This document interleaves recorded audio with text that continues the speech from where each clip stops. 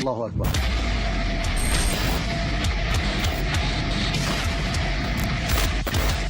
Polygamy is making a comeback in Sweden, and apparently the practice is worth having a debate about just to see if there isn't some way that we can shoehorn polygamy into our culture in order to feel enriched by the diversity that it has to offer. You can already circumvent Swedish law by marrying several wives in a foreign nation where it's legal, as well as marrying children if they are at least 15 years old, because that is the age of consent in this country. So if you're a 40-year-old man, you can bring your 15-year-old wife here, fuck her as much as you want to, because it's completely legal and we're going to respect your marriage. That's how tolerant we are. Piss off, you perverted old freak!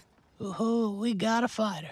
And now a lot of people, like for instance these asshats from the Swedish Centre Party's Youth Association, now want to make it 100% legal to get married to several people right here in Sweden, which is at least a less extreme idea than the Swedish Liberal Party's Youth Association suggestion about legalizing incest and necrophilia. Legalizing polygamy is also supported by this Muslim feminist who says that it is liberating for both men and women, but then also adds that if a woman marries several men, she's a whore. Anyway, in order for us to evaluate if polygamy is something that should ever have a legitimate place in the West, I found a respected Salafi scholar named Muhammad al-Munajid, who will now share his wisdom with us and explain why polygamy is just as great as it is now claimed to be. He starts off by saying, "Plural marriages helps increase the number of the Ummah, meaning members of the Muslim community." Wrong. That is absolutely Wrong. Mr. al-Munajid's claim is wrong for the very same reason that Muslim scholars usually are wrong. They tend to view the world as if we're still living during the time of their prophet. And that is a pretty big error. During that period of time, since wars were being constantly waged and men died off like flies, you naturally saw a surplus of women. But in countries like, for instance, modern-day Algeria, where polygamy is still legal, the gender balance between men and women is actually almost 50-50. So this means that when a man has one wife but marries two more, he in practice makes sure that two other men won't be able to find a partner to have kids with. And here's an interesting fact. In a study authored by biologist Michael Wade at Indiana University Bloomington, he found that the more wives a man has, the less children the wives are going to have individually. And since the average fertility rate in Algeria is 2.74 children per woman, that means that the polygamist will, with these two additional wives, and despite the resulting fertility drop, at the very least need to father a total of 6 kids to compensate for the 2 single men. 2 men who could have easily fathered more children in total if they were in monogamous marriages. So polygamists' contribution to population growth is extremely unimpressive. But they are very good at creating something else, namely, large groups of frustrated single young men who are the primary group that tends to commit most of the violent crime in a country. There exist several studies about the relationship between male criminality and marriage, and as it turns out, one of the most effective mechanisms to curb criminal behavior among men, especially young men, is marriage. A study done by Dr. Walter Forrester, who is a senior lecturer in criminology at Monash University, and Associate Professor Carter Hay from Florida State University, shows that men who are married are far less likely to commit criminal acts and also show higher levels of discipline and self-control. And lousy self-control, unsurprisingly, is one of the most common factors behind criminal acts. And polygynous cultures are completely unrivaled when it comes to rape, kidnapping, assault, murder, and fraud, but I guess that is just a coincidence. Now, this was actually shown in detail in another study authored by Professor Josef Heinrich, who is a cultural anthropologist at the University of British Columbia. Professor Heinrich also found in his research that monogamous families have far better results regarding the well-being of children. Children in polygynous families were more frequently victims of child neglect, abuse, intra-household conflicts, homicide, and accidental deaths. Ow! But don't let that turn you away from the idea quite yet. Here, Mr. Al-Munajid makes his second claim.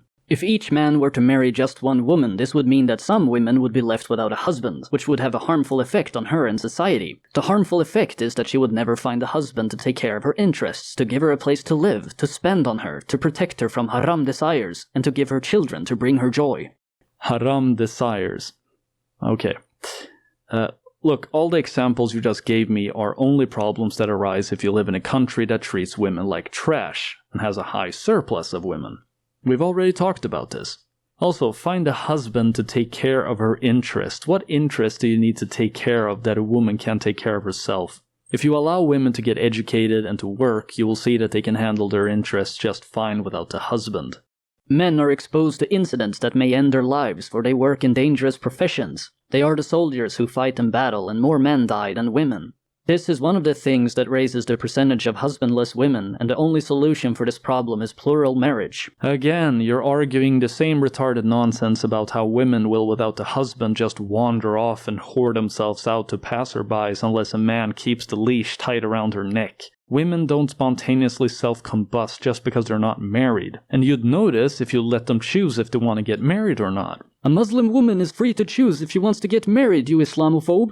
I don't really think it's an extreme thing to say that a lot of countries that are to a majority Muslim aren't exactly famous for listening to women. You know, that's all I'm saying.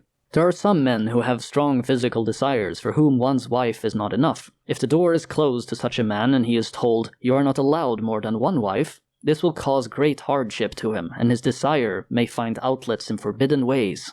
Well, cry me a river. Here's a tip, you pussy. Talk to your wife about it. Hey honey, I'm blue-balling really bad here. Wanna light some scented candles and get freaky?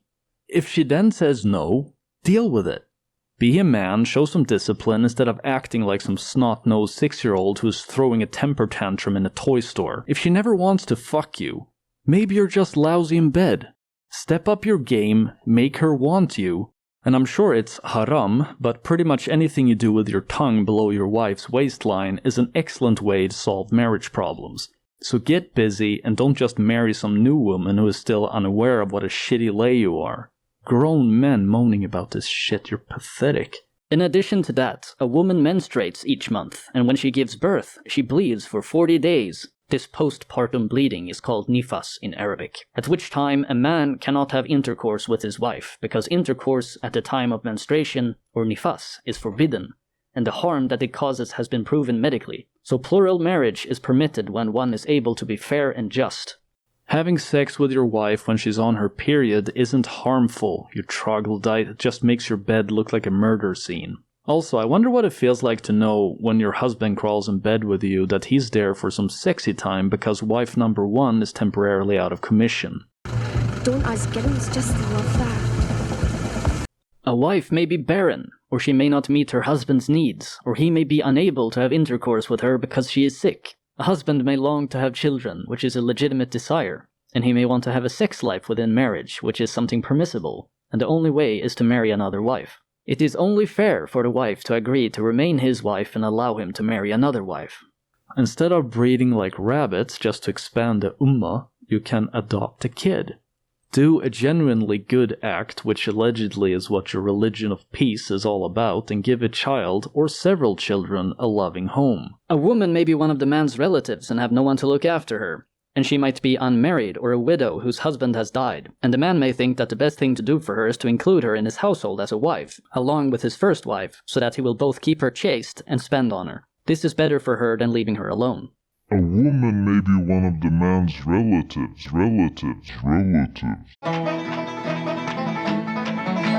Well, I'm not gonna go into what constitutes consummating a marriage according to Islam, but still, yuck. Whatever happened to the concept of just not being a dick, and instead simply helping your female relative by letting her stay at your house and helping her if she needs money for something in order to get back up on her feet? Stop marrying everything and everyone you see and just practice some basic kindness. Why is this so difficult? Unless you live in a country that treats women like shit, there is no reason to marry a woman in order to keep her safe. Now, here this brilliant scholar is going to debunk some of the objections against polygamy, so this should be pretty good. Objection number 1.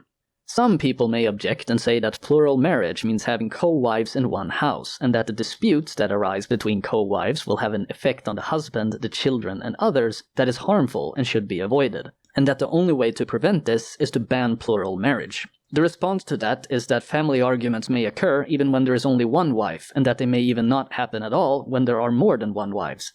And we see this in real life. Even if we assume that there may be more arguments than in a marriage to one wife, even if we accept that they may be harmful and bad, the harm is outweighed by the many good things in a plural marriage. Life is not entirely bad or entirely good, but what everyone hopes is that the good will outweigh the bad, and that this principle is what applies in the permission for plural marriage. Has it ever occurred to you that the problems which arise in a polygamous marriage might be completely different compared to those you see in a monogamous one? Like legal problems, for instance. For example, let's say that you have a man that travels to a country where polygamy is legal and marries a young woman there in what is called a nikah ceremony, a wedding ceremony that isn't recognized by most European nations. This is very common, especially in the UK, it happens all the time. He throws some money at his new wife's parents and then brings her up to Europe, only to then later be forced to kick her out on the street because his first wife gets jealous over the fact that he enjoys fondling his new 16-year-old bride a lot more than he enjoys being intimate with her. Will the harm then be outweighed by the good when the young woman, well technically young girl, is left outside of any legal protection in a country that she knows nothing about and has all of her rights stripped from her since her now ex-husband has no legal obligation to even pay for her ticket home, since the marriage isn't even acknowledged by a majority of European countries? Is that why you idiots want to make this legal? So that polygamists all over the EU will stop their use up and throw away behavior against women who'd have taken as wives from their homelands and brought to Europe, and then thrown away like trash when they get too difficult to deal with? Because this is happening all over the EU. Are you saying that we should legalize something just to try to damage control a practice that already now is shown to hurt women? How does that even make sense? And even with greater legal responsibility put on husbands that are collecting young wives from abroad, the women will still be stuck without a home in a country that is completely foreign to them. All for what? Love? Give me a break. Moreover, each wife has the right to her own, separate accommodation, as prescribed in Islam. It is not permissible for the husband to force his wives to live together in one house. Mr. Al-Munajid, you're a moron.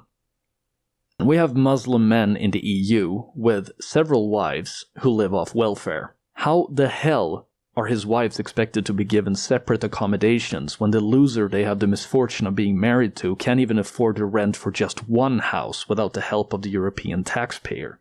Well, then he's a bad Muslim. Yes, clearly. But so what? That doesn't change the fact that he still has several wives, a swarm of kids, and sucks at providing for any of them, so now everybody else has to do it for him. Another objection. If we allow men to have plural wives, why are women not allowed to have multiple husbands? Why does a woman not have the right to marry more than one man? Response to the objection. There is no point in giving a woman the right to marry multiple husbands. Rather, it's beneath her dignity, and she would not know the lineage of her children, because she is the one who bears the offspring. And it is not permissible for the offspring to be formed from the sperm of a number of men, lest the lineage of the child would be lost, and no one would know who is responsible for bringing up the child. This will lead to a breakdown of families, loss of ties between fathers and children, which is not permitted in Islam, and is not in the interest of the woman or the child or of society as a whole. After a quick Google search, I can see that a paternity test in Sweden with high accuracy costs about $140. So you as a family could easily pay for the test to see who the daddy is. Voila. Done. No loss and ties between fathers and children, and you can keep track of your precious lineage. And since there would be several dads, you would have a lot of money since all of the dads would be out working while the wife is at home and is pregnant, right? So $140 would be nothing. But it's not really about that now, is it? You're bothered about the fact that your wife would have several sexual partners besides you. You'd most likely just get mildly bummed out when you inevitably contact genital herpes because husband number 2 has it, but you would only get really bothered when you hear how one of your wife's husbands is fucking the stuffing out of her because it's Sunday, and that is their special day for alone time. And your special day with her is on Wednesday. So as you hear the rhythmic thumping through the bedroom wall go faster and faster, and remember that a man's sperm can survive inside a woman's body for several days, Wednesday seems less appealing by the hour. But women should be okay with this. That's different, right? Women are good and obedient wives if they have no problems with being in a marriage with several other women, where tolerating both physical and emotional sloppy seconds gets praised as being some kind of virtue. The virtuous wife who lets her husband get his dick wet whenever he pleases while keeping herself beautiful, faithful, and pure, just in case he decides to grace her with his presence. That is fine, right? That's different. If a woman does it, it's vile, but if a man does it, that's love. You don't think that's odd? Al-Munajid, your text has even more clearly shown to me what a completely degenerate practice polygamy really is. UN Women, the UN organization which is dedicated to achieving gender equality and women's empowerment around the globe, in 2014 praised Article 46 in the Tunisian constitution and called it a safeguard of the advances the nation made in 1956. In 1956, Tunisia established a personal status code that protected the rights of women to divorce, to marry by mutual consent, and also a national ban against polygamy. So Tunisia, a primarily Muslim country, got this done in 1956, but we're now discussing if polygamy should be legal in 2017 in Sweden. Tunisia decided in 1956 that polygamy caused so much harm that they banned it. A primarily Muslim country banned the practice, but we're now in Sweden letting lobbyists for this shit advertise it through public service news. And that is why I've specifically been hammering Muslims who defend polygamy this entire video, because as we can see in Sweden today, the support for the legalization of polygamy isn't primarily coming from the Mormons or social justice warriors. No, the most vocal advocates and supporters of the practice in Sweden are Muslims. And the fact that we're even discussing a future that might include polygamy being made entirely legal in Sweden is just a disgrace. A majority of developed countries have on their own, historically, moved away from polygamy, and it has often, somewhat surprisingly, been vanguarded by the men who would have benefited from it the most, like for instance rich aristocrats. And the argument about that polygamy is good because it's more in line with human nature is retarded. Natural doesn't equal good. A lot of humans' natural behavior is extremely destructive. For example, evolutionary biologist Mark Pagel, who is a professor at Reading University in England, co-authored an article named The Cultural Wealth of Nations, together with Ruth Mace, who is a professor of evolutionary anthropology at the University College London. In the article, they in great detail laid forth a really solid theory about how xenophobia has been evolutionarily beneficial for humanity, and that remnants of the behavior are still deeply rooted in our human nature. Having a hostility towards outsiders was an excellent way to ensure that members of the tribe all accepted and followed the same rules of conduct. An extremely difficult admission into the in-group for the outsider was an effective way to root out unconscientious people who would be of no benefit for the tribe. And what began as only hostility towards people to whom you were not related soon also evolved into hostility against not only people but also ideas. Pagel and Mace also argue that barriers, both physical and social, have always played an important part whenever cooperation among large groups of people, such as within a country, needed to be well-functioning and effective. While taking these barriers to the extreme, you would get inbreeding and stagnation, but if they were non-existent, you often saw the total eradication of the group's culture and way of life. So hostility between different groups of people has been a net benefit for humanity, as seen in the vast variety of different cultures that exist all over the world. Because if it wasn't beneficial, you would see a single world culture, and not a whole spectrum of different cultures with different traditions and values. So the admission fee for outsiders has unanimously been agreed upon by the vast majority of different cultures to be set very high. Now, since our hostility towards outsiders is an evolutionary relic that we still carry with us, should xenophobia also be encouraged and defended? Just like how progressives are now cheering on polygamists when they claim that their marriages are more in line with what is sexually natural for humans. I'm guessing that they're gonna say no. They would simply say that polygamy doesn't hurt anyone while xenophobia does. Well, polygamy obviously isn't beneficial to people since a majority of cultures have consciously thrown it on the trash heap of history. And the fact that some people still want to be able to practice it, just like some people still want to be free to legally despise and discriminate the outsider, doesn't give any of them any legitimacy. Natural doesn't mean good. It isn't the same thing. It just means that they want to enjoy the same privileges as our cultural pillars which benefit our societies, but without being held to the same level of responsibility and standards. You can take part in any degenerate act you want to, as long as it doesn't hurt anybody. But as soon as you demand that the majority supports it, and that governments legally support it, well then you're gonna have to face scrutiny, and in the case of the Western world, rejection.